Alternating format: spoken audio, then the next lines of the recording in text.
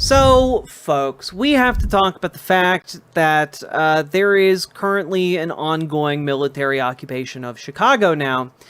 And obviously that's bad, despite the fact that there are going to be some people in this country who argue, no, it's good. It's necessary. You need troops in Chicago.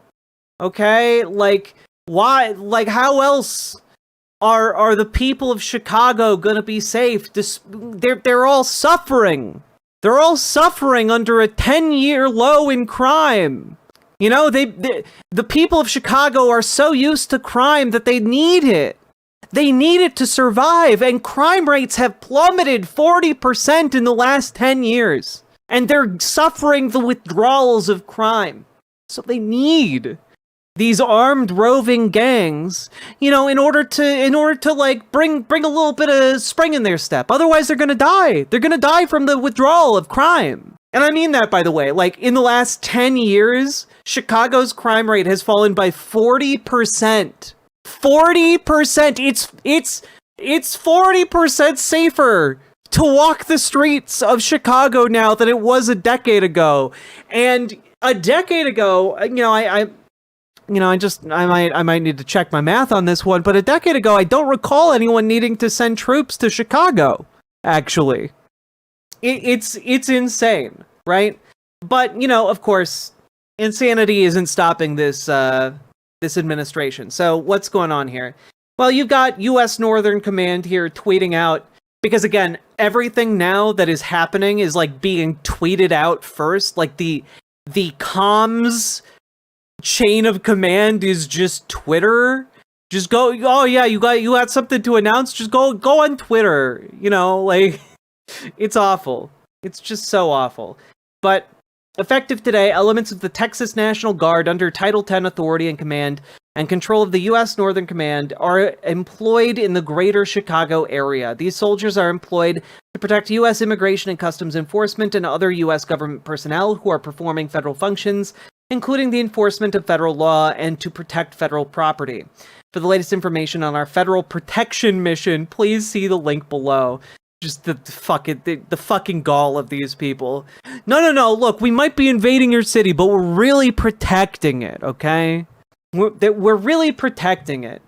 And of course, this has proven to be so incredibly popular that thousands of Chicagoans have taken to the streets to voice their support of being militarily occupied. Let's take a look. It's Michigan Avenue. I'm walking through downtown Chicago right now. There are hundreds, if not thousands of people out here, and they're not happy about what's happening on the streets of Chicago. Armed federal law enforcement, not just those National Guard troops from Texas, but the Border Patrol, ICE, other federal agencies on the streets of Chicago taking people indiscriminately off the streets, not because they're the worst of the worst. Oh, I think I must have misspoken there. Yeah, it turns out people in Chicago are not in fact happy about being occupied by a bunch of out-of-state individuals who are looking to power trip on them and harm them bodily and mentally, you know, all-encompassing really, in every conceivable aspect.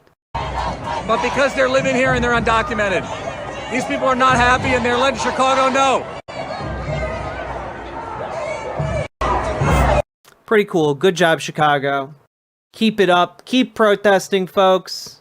And of course, Donald Trump, in response to the fact that people are unhappy with the idea of a military occupation of a major American city for no reason under false pretexts, you know, of course, the rational thing for the commander-in-chief to do is to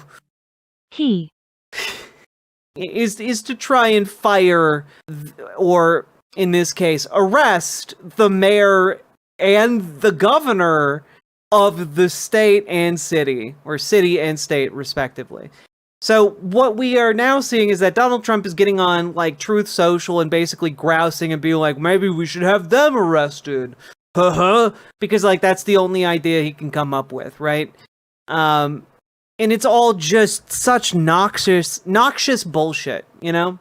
we've got some just wacky times here. Here's the current Speaker of the House being asked whether or not the governor of Illinois and the mayor of Chicago should be in prison.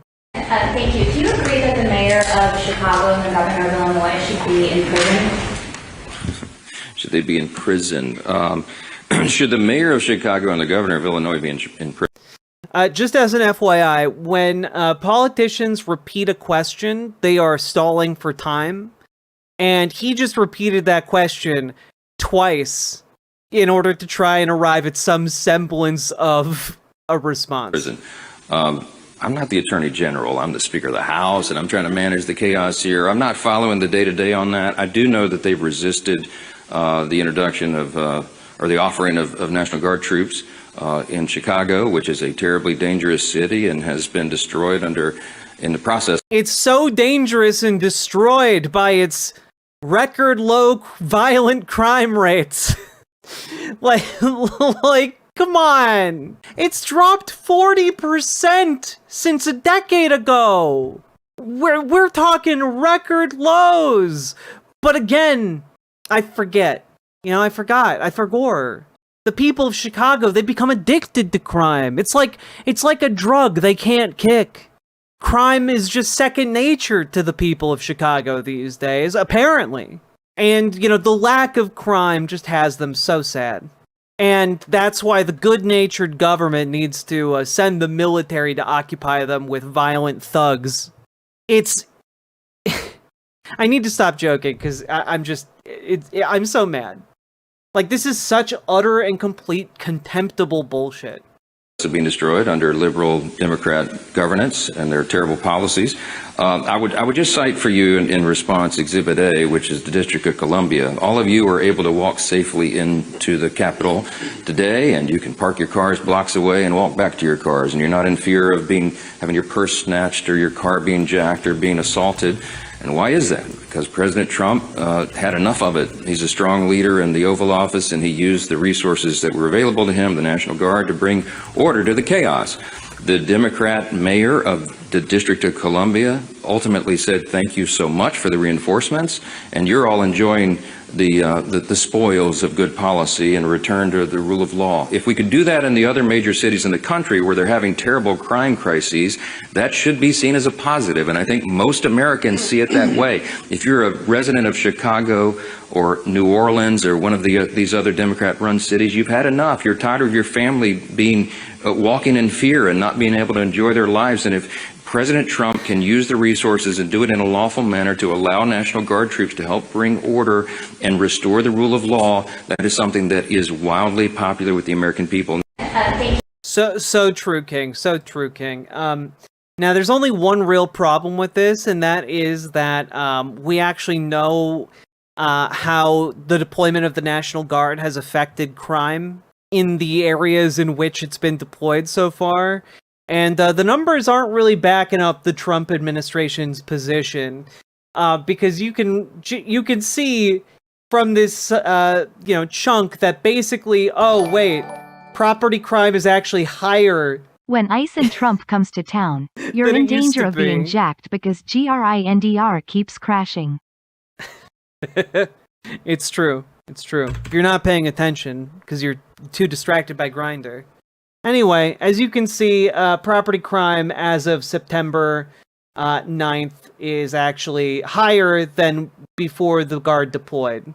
And the violent crime is basically unchanged. So, but when they say, oh, we're deploying this to keep you all safe, it's just bullshit. It's just fucking bullshit. They're not deploying it to keep anyone safe.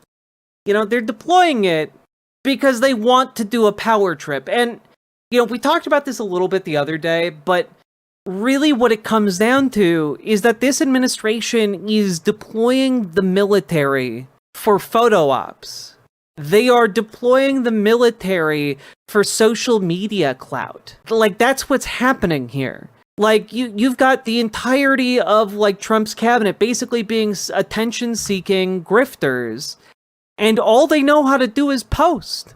And so they send these people. Obviously you've also got Stephen Miller, who's a true believer, but aside from him, there's no other true believers in his cabinet. You get basically a bunch of people who are trying to do fascism via podcast. Fascism by trying to turn invading homeland soil into a Joe Rogan podcast. Like, that's basically it. Yeah, Russell Vought might be one of the few other genuine believers, but like, they are few and far between.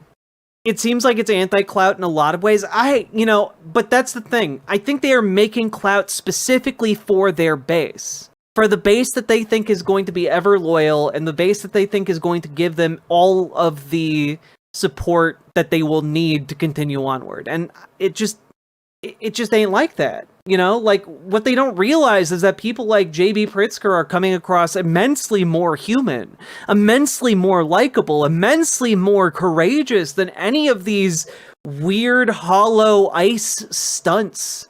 That all those stunts do is spread misery and pain and fear and anger and resentment towards our current administration. Here's JB Pritzker following Donald Trump's threat to arrest him.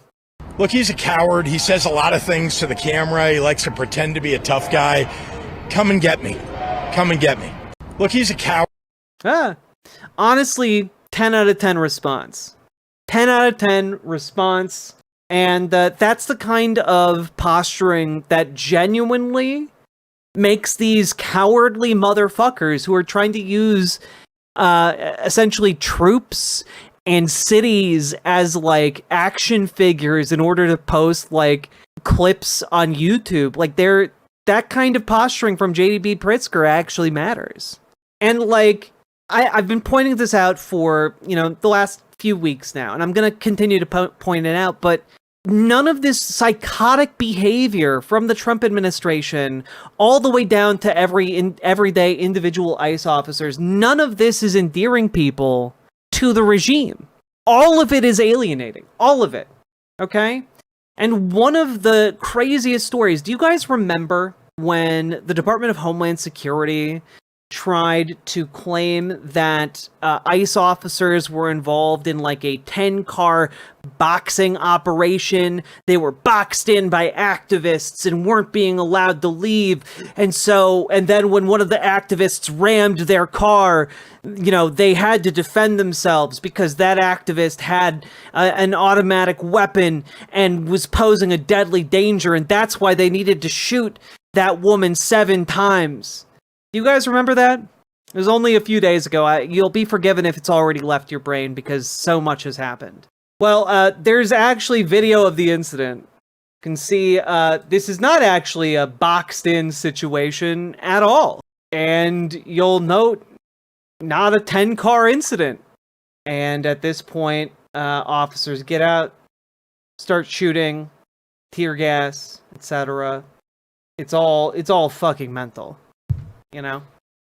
Well, so it turns out that ICE and DHS's claims of what happened during this are not, in fact, lining up exactly, right? So this woman's name is Marimar Martinez, and she's a 30-year-old. She's a 30-year-old like anti-ICE protester. Okay, she got arrested after this. She did survive. She was shot 7 times. She did survive. She was taken to the hospital. She's alive. Okay? But that also means that she's able to bring a lawsuit against ICE, and that's exactly what she has done. Here's a piece from Newsweek talking about this incident just published yesterday. Border Patrol called anti-ICE protester bitch before shooting her. Now, I do want to preface this by saying that the headline isn't wholly accurate. And you'll see why in a minute, but in maybe one of the more infuriating ways. Okay? It's a miracle she's still alive, Martinez's attorney, Christopher Parente, told Newsweek. And Parente says video footage shows a Border Patrol agent saying, quote, "Do something, bitch," before shooting her. So the story from ICE is that they were under imminent threat and that they were like fleeing. They were fleeing for their lives. They feared for their lives. And guys, I can think of nothing lower on the list than saying, "Do it, bitch." If your life is imminently in danger, frankly, that doesn't make any sense. That doesn't make sense whatsoever.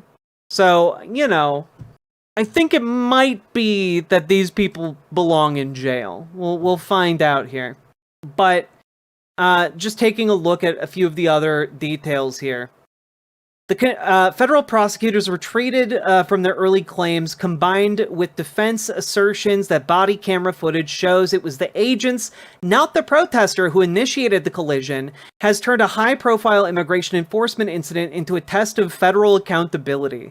The conflicting accounts come as aggressive operations like Operation Midway Blitz push federal agents deeper into city streets. Right? So, this is crazy. Martinez and co-defendant Anthony Ian Santos Ruiz, 21, face federal felony assault charges, alleging they used their vehicles to obstruct and endanger agents in the Brighton Park neighborhood on October 4th, according to an FBI complaint. Right? The federal account is that, you know, obviously the feds were hit by these evil, dastardly protesters. And the earliest claim was that up to 10 cars were involved. And then, you know, the footage came out, and obviously it became clear that the feds were lying about that. The video shows the Nissan at points pulling alongside the Tahoe and veering into an oncoming lane with the GMC close behind. An FBI affidavit sworn by Special Agent Caitlin Malone states that Martinez's Nissan and Ruiz's GMC drove in to instruct the agent's vehicle on both the driver's and passenger's side before agents exited and fired shots when Martinez allegedly drove toward them. Now, one of the interesting facts about this case is that repeatedly, prosecutors continue to try and paint like Martinez as like this aggressive armed assailant, right?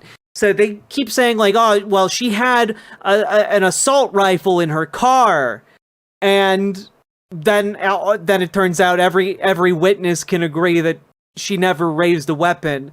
But then it turns out that assault weapon in her car was actually a handgun in her purse that she never brandished during this encounter. And so it just kind of seems like at every step along the way, they're lying their asses off. Here is Martinez's account of what happened. At a detention hearing Monday before U.S. District Judge Heather McShane, Martinez's attorney Christopher Parente said body camera footage contradicts the government's story. According to Parente, the video shows a Border Patrol vehicle turning into Martinez's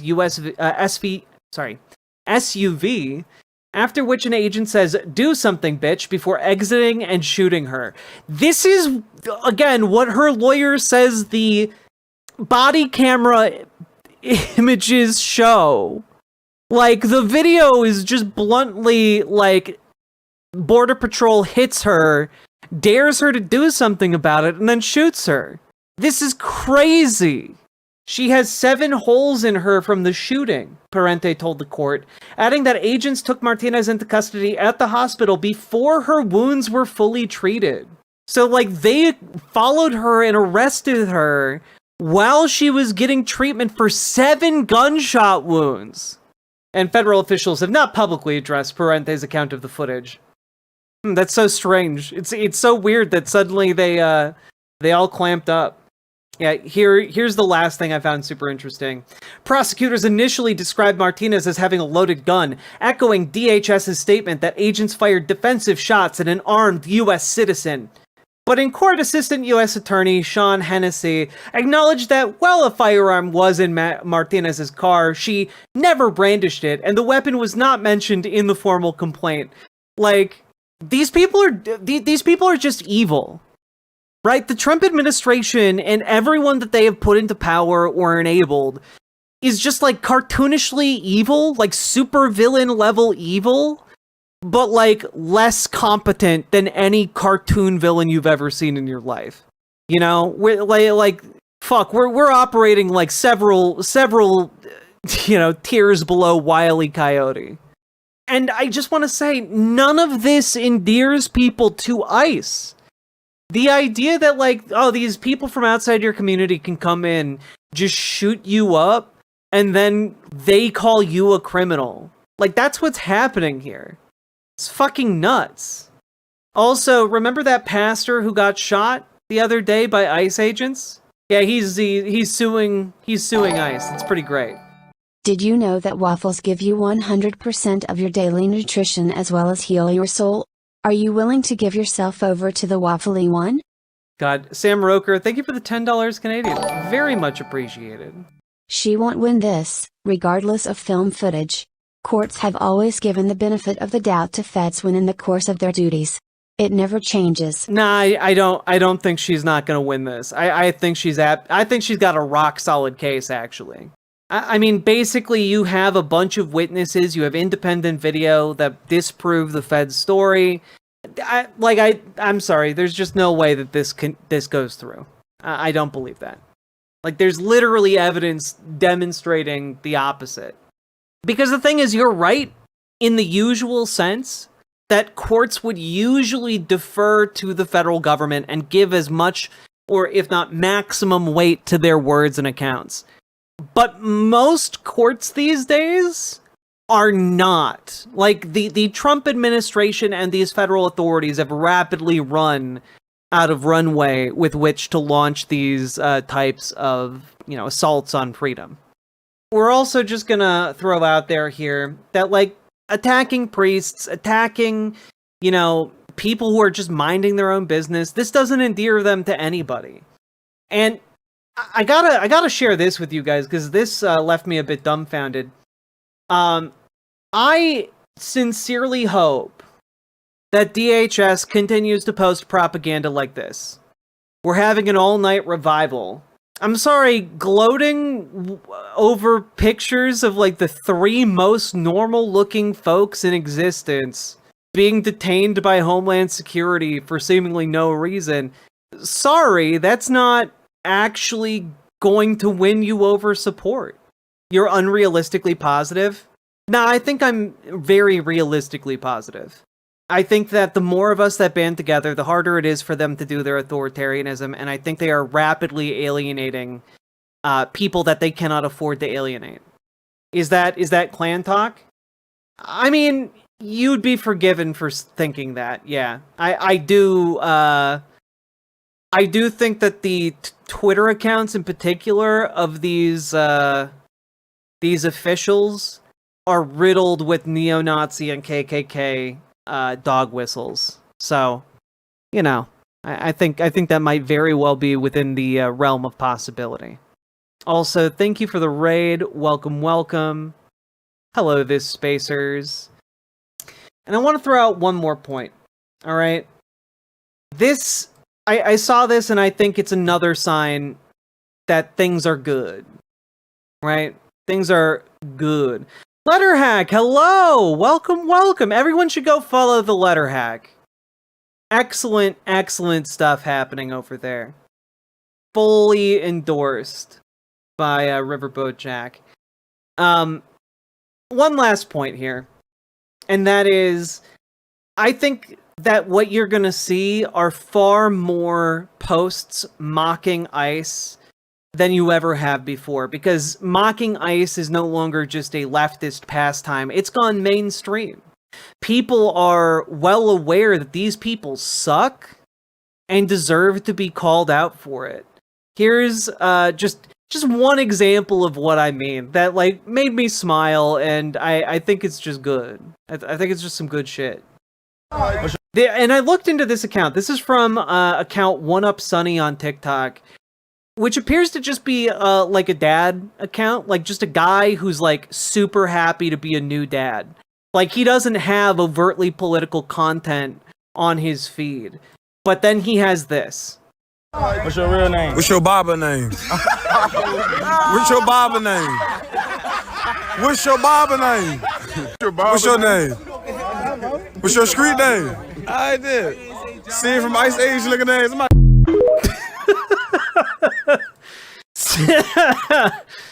Oh god. Like, it's just good shit. It's just really good. And guys, the more people make fun of these clowns, the more that they mock and belittle them, the more they take away from the power of these, masked individuals who are, these masked agencies coming in to abduct people, right? Like, the embarrassment, the social stigma, the social cost of this is astronomical, and it's only going to escalate. They are not making more friends from here on out, folks. The tariff damage is locked in. The AI bubble damage that is very surely coming in the near future is locked in. Something like 40% of the US GDP is now all AI speculation, and none of these AI companies are turning a profit. That damage, when that bubble pops, that's locked in. Okay?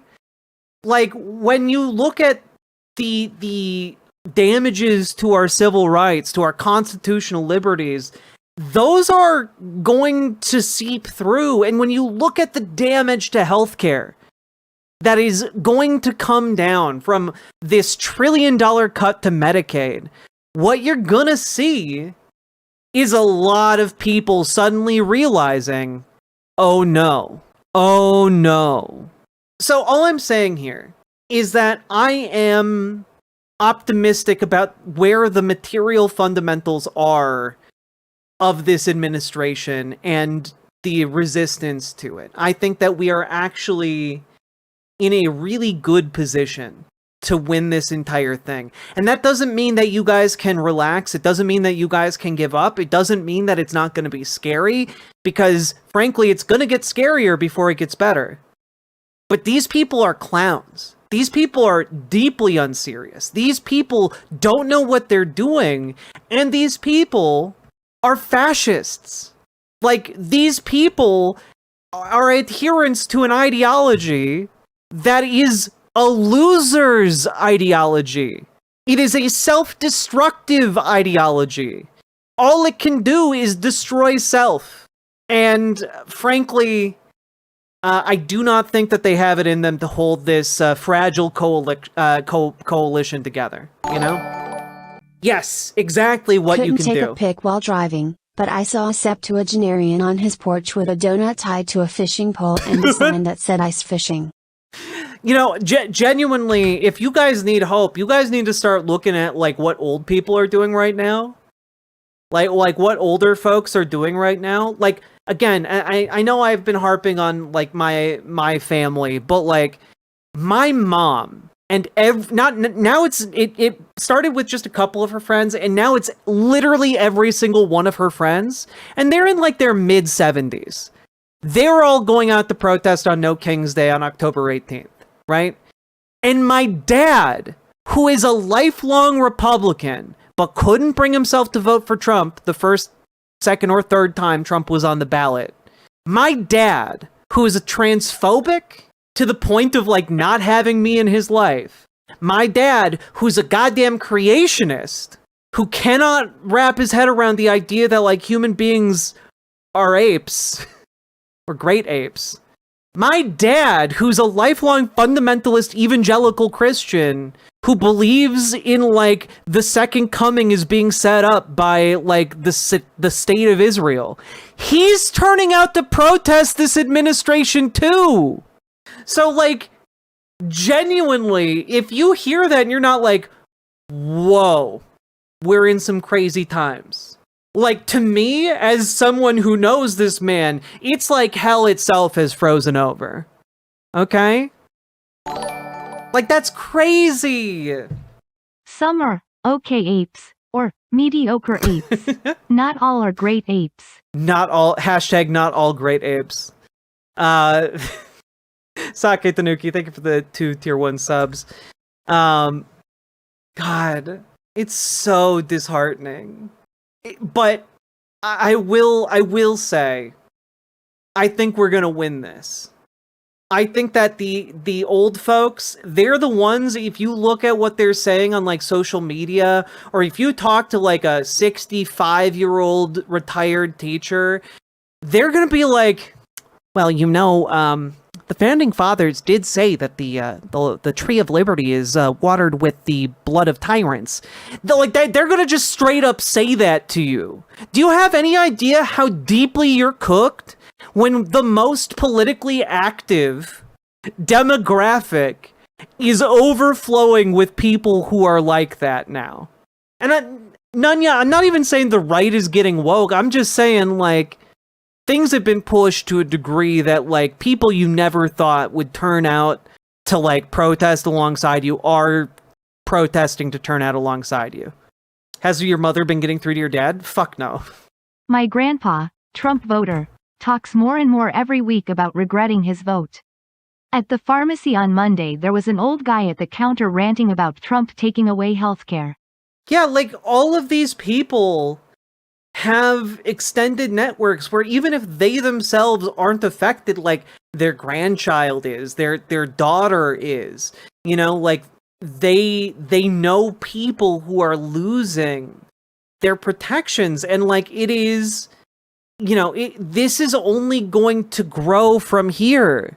Like, you have to take a look at where we're at right now and understand none of the material circumstances are going to get better for Donald Trump and this administration. None of the material circumstances are going to get better. It's going to get worse.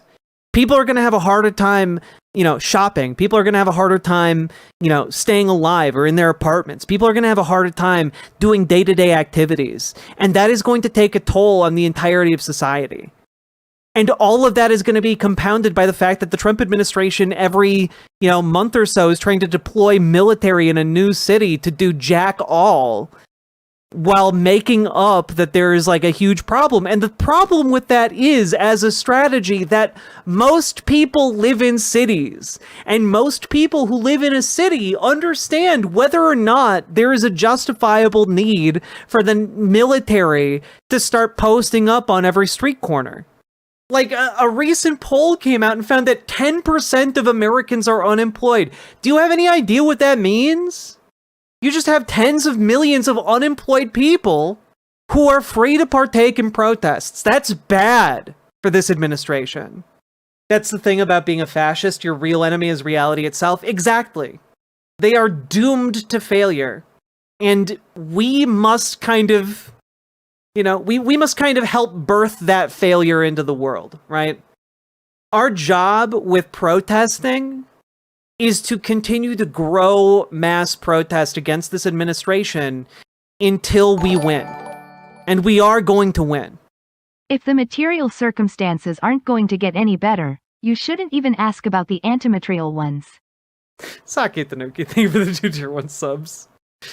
Also, I'm just gonna say, if you all have been enjoying, if you all have been enjoying this stream so far, or this segment, understand that we're gonna win. And remember to like, comment, and subscribe. Do the things that help the channel grow. And also, please consider supporting the stream with subs, donos, memberships, super chats, etc. Because you guys all make this stream possible. I could not do it without you fine folks.